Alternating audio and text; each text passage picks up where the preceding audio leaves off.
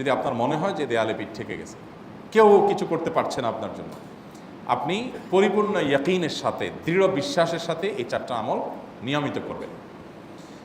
এবং আমি বহু মানুষকে পার্সোনালি এটার পরামর্শ দিয়েছি, ওনারা আমল করেছেন, আমল করে উপকৃত হয়েছেন। এরকম বহু মানুষ আছেন, বৃদ্ধ মানুষ, বাবা ক্যান্সারে আক্রান্ত হয়েছেন অনেক দেরিতে, আল্লাহ তাআলা অলৌকিকভাবে সাহায্য করেছেন। হ্যাঁ, কখনো যদি আল্লাহ তাআলা এই আমলগুলো করার পরও আমার বিপদ দূর না করেন, তাহলে হয় আমার আমলের মধ্যে কোনো ত্রুটি ছিল, অথবা আমার এই বিপদ দূর না হওয়ার মধ্যে আমার জন্য কোনো কল্যাণ নিহিত ছিল। আল্লাহ তাআলা আমার দোয়া কবুল করে যে উপকার হতো তার চাইতে বেটার কিছু হয়তো আমাকে দিবেন, এই ইয়াকিন একজন ইমানদারে থাকবে। সেই 4টা আমলের 1 নম্বর হলো ইস্তিগফারের আমল। ইস্তিগফার, আপনি ফেসে গেছেন কোনো জায়গায়, কোনো উপায় পাচ্ছেন না, আপনি ইস্তিগফার করতে থাকেন। আস্তাগফিরুল্লাহ ওয়া আতুবু ইলাইহি, আস্তাগফিরুল্লাহ ওয়া আতুবু ইলাইহি, আস্তাগফিরুল্লাহ ওয়া আতুবু ইলাইহি, আস্তাগফিরুল্লাহ, আস্তাগফিরুল্লাহ, আস্তাগফিরুল্লাহাল্লাযী লা ইলাহা ইল্লা হুয়াল হাইয়ুল কাইয়্যুম ওয়া আতুবু ইলাইহি ওয়া লা হাওলা ওয়া লা কুওয়াতা ইল্লা বিল্লাহ। اللهم أنت ربي لا إله إلا أنت خلقتني وأنا عبدك وأنا على عهدك ووعدك ما استطعت أعوذ بك من شر ما صنعت أبوء لك بنعمتك علي وأبوء لك بذنبي فاغفر لي فإنه لا يغفر الذنوب إلا أنت সাইয়্যিদুল ইস্তিগফার। এভাবে যে কোনো ইস্তিগফার করতে থাকেন, আপনি বেশি বেশি করে আল্লাহর কাছে ইস্তিগফার, ক্ষমা প্রার্থনা করতে থাকেন, খুব বেশি। আপনার 2 ঠোঁটে অনবরত আপনি চাইতে থাকেন আল্লাহর কাছে ক্ষমা। এই ইস্তিগফার সম্পর্কে নবী করিম সাল্লাল্লাহু আলাইহি ওয়াসাল্লাম বলেছেন, মাল্লাজিমাল ইস্তিগফার, যে ব্যক্তি ইস্তিগফারকে আঁকড়ে ধরবে, আঁকড়ে ধরা মানে কি, এটা ছাড়বে না, সে পড়তেই থাকবে অনবরত। টয়লেটে যাওয়ার সময়টা, ঘুমের সময়টা, খাওয়ার সময়টা বাদে, অবসর নামাজের সময়টা বাদে, সারাক্ষণ সে ইস্তিগফার করবে। এরকম যদি কেউ করে, আল্লাহ রাব্বুল আলামিন জাআলাল্লাহু লাহু মিন কুল্লি হাম্মিন ফারাজা ওয়া মিন কুল্লি যায়কিন মাখরাজা, সকল পেরেশানি থেকে, সকল টেনশন থেকে বের হওয়ার পথ আল্লাহ তাআলা অলৌকিকভাবে তার জন্য আবিষ্কার করে দিবেন। এবং আমি আমার জীবনে যেটা বলেছিলাম, বিস্তারিত বলতে চাই না, এরকম পরিস্থিতি আসছে যে চোখের সামনে কোনো আপাতত রক্ষার কোনো পথ আর খোলা নেই, এমন ভয়াবহ বিপদ। ইস্তিগফার করতে করতে এমনভাবে আল্লাহ তাআলা সাহায্য করেছেন যে এটা কল্পনা করলেও মনে হয় যে স্বপ্নের মতো। কিভাবে এখন এই লোক এই জায়গায় আসলো আমার সাহায্যের জন্য, এই লোক তো এটা আমি এই জায়গায় আসার কথা না, টিকুনি এসে হাজির হয়ে গেলেন এবং উপকারটা, আমার সমাধানটা হয়ে গেল সমস্যা। তো আলহামদুলিল্লাহ, বহুবার আমি পরীক্ষা করেছি, আর আমার পরীক্ষার 2 পয়সার দাম নাই, হাদিসে বলা আছে, গ্যারান্টি দেওয়া আছে, আমার পরীক্ষা করলেই কি না করলেই। তাহলে একটা আমল হলো কি, ইস্তিগফার। সব সময়ের জন্য এটা কন্টিনিউয়াস করবেন, আর এমনিও অবসর সময় ইস্তিগফার করবেন। আরবদের মধ্যে সৌন্দর্য আছে, তারা বিভিন্ন ডাক্তারের ওয়েটিং রুমে বা বিভিন্ন জায়গায় মানুষ যেখানে অপেক্ষা করে পাবলিক প্লেসগুলোতে লিখে রাখে ইস্তিগফার করুন, আপনার হাইওয়েগুলোর পাশে লেখা থাকে ইস্তিগফার করুন, এবং তারা আসলে একটু পরপর দেখা যায় ইস্তিগফার করে। ভালো মন্দ গুণ সবার মধ্যে আছে, তাদের এই ভালো গুণটা আছে, ইস্তিগফার বেশি বেশি করা। আমরা ইস্তিগফার সচরাচর এইভাবে অনবরত অবসর সময় করার অভ্যাস অনেকের মধ্যেই নেই, আমরা এটা চালু করবো ইনশাআল্লাহ।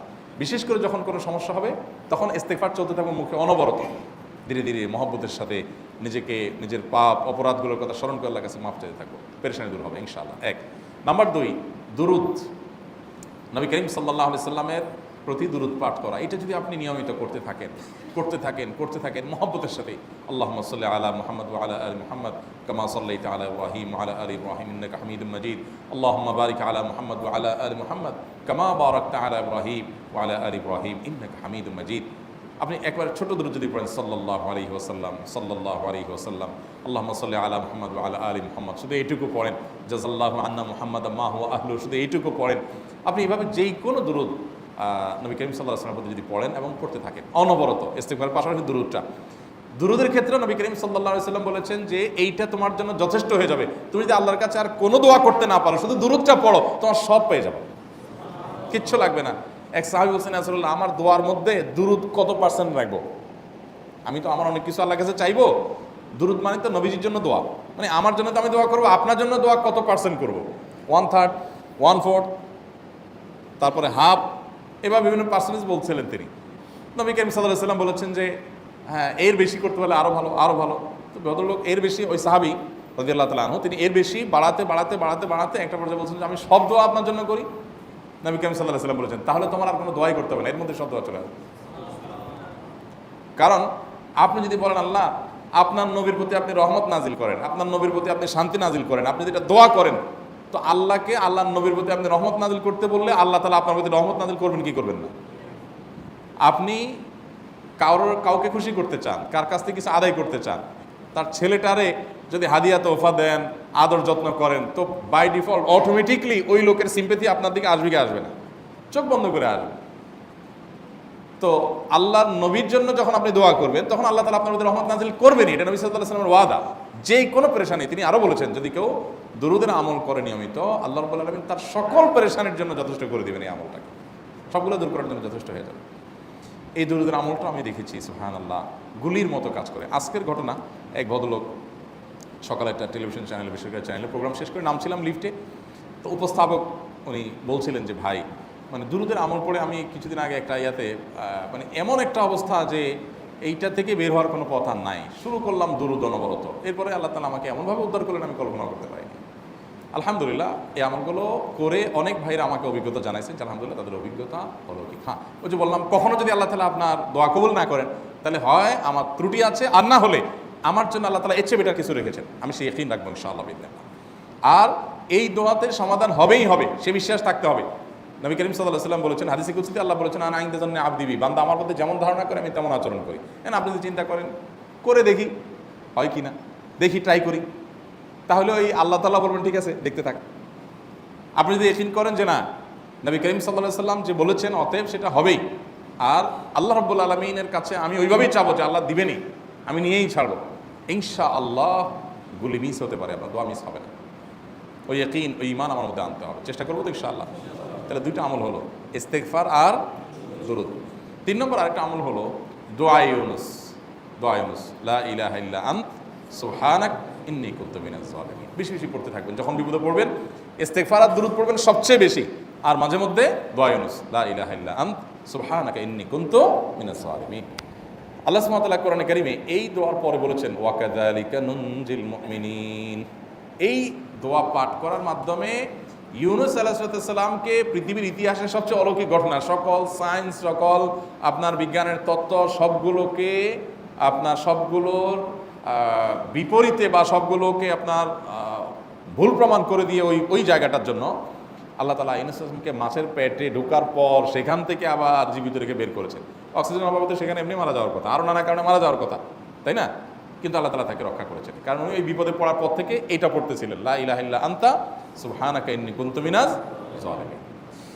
তো আল্লাহ তাআলা কোরআনে বলেছেন এটা ইউনুস, তার নবী ইউনুস আলাইহিস সালামকে আল্লাহ তাআলা এর মাধ্যমে রক্ষা করেছেন, সেটা তার জন্য খাস না, এটা তার জন্য স্পেশাল না, বরং আল্লাহ বলেছেন ওয়া কাযালিকা নুনজিল মুমিনিন, এটা দিয়ে আমি তাকে রক্ষা করেছি, একইভাবে ঈমানদারদেরকেও এইটার মাধ্যমে রক্ষা করব। এটা বড় অস্ত্র পেয়ে গেলাম। দোয়া ইউনুস বেশি বেশি পড়বো ইনশাআল্লাহ, লা ইলাহা ইল্লা আনতা সুবহানাকা ইন্নী। আমার দেশে আবার দেখা যায় বিপদ হয়ে গেলে তখন হুজুর ভাড়া করে যে ভাই আপনারা সবাই মিলে এটা 1 লাখ বার পড়ে দেন, 1.25 লাখ বার পড়ে দেন, টাকা দিব আপনারা পড়ে দেন। আপনারটা আপনি পড়বেন ভাই, হুজুরদের কাছে দোয়া চান সমস্যা নাই, আর হুজুরদেরকে খাটায়া টাকা দিবেন কেন, এমনি টাকা দিবেন না দিয়া। আর এই দোয়া নিজে নিজে করতে থাকবেন। ইউনুস আলাইহিস সালাম ওই সময় কি লোক ঠিক করছিলেন যে ভাই আপনারা সবাই দোয়া ইউনুস পড়েন, আমি গেলাম, আমি মাছের পেটে গেলাম, আপনারা বসেন সবাই দোয়া ইউনুস পড়া দেবেন, করছেন উনি? ওনারটা উনি করছেন, তো আপনারটা আপনি শুরু করবেন দোয়া ইউনুস না। 4 নম্বর আমল হলো ইয়া যাল জালালি ওয়াল ইকরাম। এটা বিশেষ করে পাঠ করবেন। নবী করিম সাল্লাল্লাহু আলাইহি ওয়াসাল্লাম বলেছেন আলিজ্জু বিয়া যাল জালালি ওয়াল ইকরাম। ইয়া যাল জালালি ওয়াল ইকরাম এইটাকে তোমরা আঁকড়ে ধরবে। ইয়া যাল জালালি ওয়াল ইকরামের মানে কি? এটা আল্লাহকে ডাকা, আর কিছু না। এবং হাদিসে বর্ণিত দোয়া, এটা মাসনুন দোয়া। ইয়া যাল জালালি ওয়াল ইকরাম মানে হে মহা ক্ষমতার অধিকারী, প্রতাপশালী এবং সম্মানের মালিক। এটা বলার মানে হলো আল্লাহর কাছে নিবেদন করা, যেহেতু আপনার প্রতাপ আছে, আপনার জালাল আছে, আপনার বড়ত্ব আছে, হে বড়ত্বের অধিকারী এবং হে সম্মানের অধিকারী, আপনার যেহেতু আল্লাহ তাআলা এটা, আপনার যদি এটা আছে, অতএব হে আল্লাহ আপনি আমাকে এটা দান করুন, আপনার সেখান থেকে আমার প্রতি রহম করুন, আপনার সেখান থেকে আমাকে, আপনার বড়ত্ব থেকে আমাকে আপনি হেফাজত করুন, আপনার একরাম থেকে আমাকে আপনি, তা দিয়ে আপনি আমাকে রহম করুন। তো সেই দোয়া আল্লাহ তাআলার কাছে নিবেদন করতে পারি, ইয়া যাল জালালি ওয়াল ইকরাম। এর পাশাপাশি তাহাজ্জুদের নামাজ এবং যে কোনো নফল নামাজ, কারণ নবী সাল্লাল্লাহু আলাইহি সাল্লাম ইজা হাজাবাহু আমরুন সাল্লা, নবীজি সাল্লাল্লাহু আলাইহি সাল্লামের কোনো পেরেশানি শুরু হলে আগে ওযু করে 2 রাকাত নামাজ পড়তেন, ওযু করে 2 রাকাত নামাজ পড়তেন। আমাদের যখন পেটে ব্যথা শুরু হয় আগে কার কথা মনে পড়ে? ডাক্তারের কথা মনে পড়ে। যখন গায়ে জ্বর আসে সবার আগে মনে পড়ে কিসের কথা? নাপা, নাপা, ঠিক না? জ্বর আসছে গায়ে, সবার আগে আমরা কি চিন্তা করি? নাপা।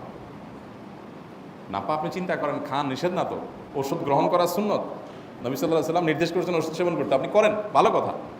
কিন্তু ইমানদার সব কিছুর আগে ব্যথা আসছে, তাহলে ব্যথার জন্য একটা ওষুধ দোয়া শিখেছেন, দোয়াটা আগে করবে, পাশাপাশি ওইটা করবে, এলো ইমানদারের কাজ। আমরা আজকাল ইমান থেকে অনেক দূরে সরে গেছি, আল্লাহ আমাদের সেই ইয়াকিন দান করুন। তাহাজ্জুদের সময় দোয়া অনেক বেশি দোয়া কবুল হয়। তাহলে এই চারটা আমল ইনশাআল্লাহ আপনাকে এই ভয়াবহ বিপদ থেকে উদ্ধার করার জন্য সাহায্য করবে ইনশাআল্লাহ। সে ইয়াকিন নিয়ে করবে। সেই সাথে আস-সাদকাত তারদুল বালা, দান সাদকা করা, অন্যান্য যে আমলগুলো আছে টুকটাক সেগুলোর সাথে সাথে চালানো। বাকি এই চারটাকে বেসিক্যালি একটু জোরভাবে করতে থাকা।